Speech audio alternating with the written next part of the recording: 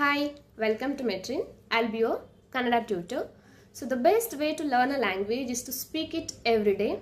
So let's make our classes more interactive. Do not worry about making mistakes because mistakes are natural and important part of learning. The more you speak, the more confident you'll become. So one small thing before we start, it is Kannada and not Kannad because I have heard people calling it as Kannad. It's not Kannad, it is Kannada. So let's start. In Kannada, to say let's start, we say Shuru Madona, wherein Shuru means start, Madona means let's do. So Shuru Madona. Let's see how to introduce ourselves in Kannada in 2 to 3 lines. For example, if your name is Kavana, you should introduce yourself as like my name is Kavana.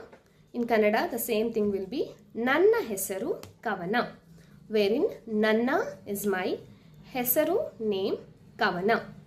Or you can also say like I am Kavana, which is Nanu Kavana. So wherein Nanu is I. So either you can say Nanna Hesaru Kavana or Nanu Kavana. So my means Nanna, I means Nanu.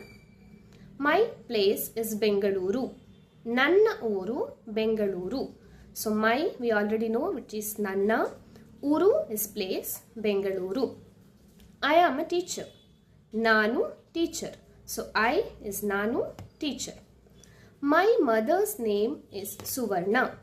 Nanna Ammana hesaru Suvarna. So we already know my is Nanna. Amma is mother. So here we are using Ammana because it is mother's name.